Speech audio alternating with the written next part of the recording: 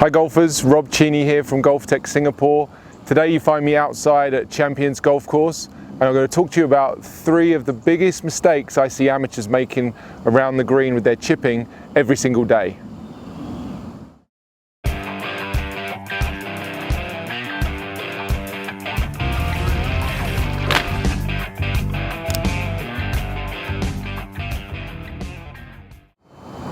So the primary issue that I see for all golfers around the green is their ability or inability to make consistent contact, whether that be with their pitching wedge, their sand wedge, or their lob wedge.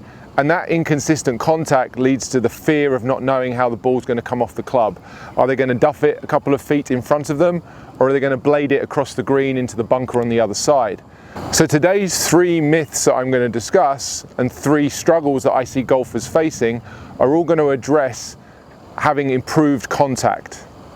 Number 1 is going to talk to you about setup, okay, and specifically how golfers tend to put the shaft too far forwards when setting up for a chip shot. I think this has been a misunderstood piece for quite a long time. They believe that by having the hands more forward, it encourages them to hit down more, and the belief is that hitting down more will help them to make better contact. The problem with hitting down more is that you present the leading edge of the club to the ground and you begin to dig into the turf too easily. So having the handle too far forward promotes a downswing which tends to want to dig into the ground, and a low point which needs to be so very precise that there's a very, very small margin of error. So a common procedure I see for golfers is to set up, put their hands forward, chunk the shot, and then proceed to just moving the ball further back and putting the hands further forward in an attempt to try and eradicate that problem. That is not the way to do it. And additionally, having the shaft too far forward and the ball too far back encourages a swing path that gets too far inside. I'm going to touch on that piece a lot more later. The second biggest mistake that I see on a very regular basis with this shot is players standing too far away from the ball, almost like it's a full shot. So they'll end up standing and having too much distance between them and the ball. This encourages the shaft to set up a little bit too low, and once again encourages a swing that wants to work more around them. Whilst this might be beneficial for a full shot, once you're getting close to the green, we really want to stand much closer to the golf ball. By standing closer to the golf ball, we allow the club to stand up a little bit straighter, and we really can work and encourage the swing to be much more of a straight back motion. This helps us with a couple of things. It starts to reduce the potential power in the stroke, so it makes it easier to hit the ball a shorter distance. And by moving the club straight back and straight through, or on a straighter arc, you're going to find that making contact becomes easier and controlling the direction is also a lot more straightforward. Just notice here as I set up to this shot, I've got my feet maybe 1, 2, 3 club head widths away from the ball. So I'm standing pretty close to this shot, and that allows me to keep my arms and the shaft a little bit more vertical, and it's going to encourage the arc of the swing to be much straighter back and through. And the third and biggest error that I see golfers making on this chip shot around the green is the arc of their swing, which is somewhat correlated and connected to how they've set up with points 1 and 2 that I've already mentioned to you. Some of you will already be familiar with this grid diagram on the ground.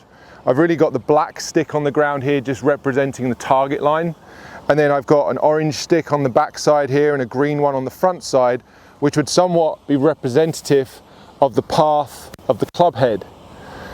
But for a longer shot, we stand further from the ball, we have a greater or stronger arc that we swing on. But for a short shot, I've already told you that you want to stand much closer, and if I did so, my arc would get much straighter. The biggest problem I see with standing too far from the ball, golfers are encouraged to suck this club in around them too much. As they come back towards the golf ball, they end up hitting the ground before the ball. And that's a big error, because once you start hitting the ground behind the ball, you're in between hitting it fat and hitting it thin on every single shot. So if I know to stand close enough to the ball, I can take my grid and I can stand it up in the air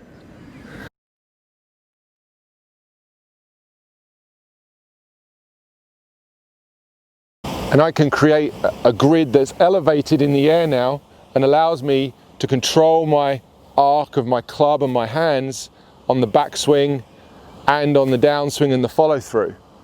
I wouldn't be able to suck the club in and move it too much around me because I'd make contact with this back club here. So as I set up here, I've got my grid elevated into the air and it's matching the shaft plane at setup. As I swing back, I'm going to use the pivot of my shoulders, my torso, my hips. I'm going to use my body pivot to help control the swing on both sides. And by swinging up and down a more functional plane, I'm making the likelihood of good contact far greater.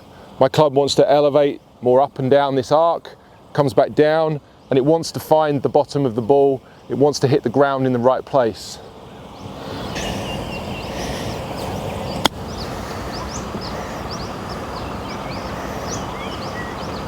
There's some of the key pieces that I see golfers struggling, and before I let you go, I want to share with you one final bonus piece of advice. Please, please, please stop aiming to the left with your feet, your hips and your shoulders when you're trying to play a chip shot. This is something that historically has been taught golfers to open their stance when they chip. I see people doing it way too much, and even a slight amount can have negative ramifications on your chipping. But if you're one of these people who pulls their left foot back and stands up to 45 degrees or even more open to the target, what you're really doing is you're forcing yourself to swing around and swing out to make your ball go towards the target. That is an extension of the problem that I've already talked about today. Golfers who swing too much around, usually because they're trying to swing into out with their full swing. Golfers who swing too much around their body, come down and hit the ground before the ball. Once again, if you stand open to the target and you swung on your body line, your club would work something like this. That probably wouldn't work. You'd find that a lot of your shots would be going to the left. So in order to make an alignment like this functional, I see golfers all the time sucking the club in under and around them on the backswing, and as a result hitting the ground way too far behind the ball because of their swing arc, making poor contact around the green and losing lots of shots. So to summarize very quickly, if you want to really transform your chipping and make better contact around the green, the first thing you're going to do is you're going to have the shaft fairly neutral and the ball fairly central. Okay, we're not going to have that ball stuck at our back foot with our hands forward. Second thing, we're going to make sure we're standing close to the ball. I've given you a guide here of about 3 club head widths to get yourself nice and close and get the shaft more upright. Third thing is going to be working the club on a straighter arc. You can build your own grid vertically into the air. If you have these alignment sticks, just push them into the ground. You can start practicing how the hand path and the club path should work much straighter back than a conventional shot. And finally, we're going to stand square to the ball, square to the target if you like. No need to have this excessively open or closed stance.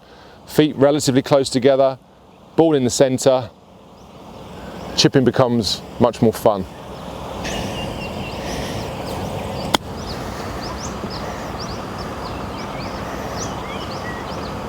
Guys, once again, and as always, thanks very much for taking the time to watch the video.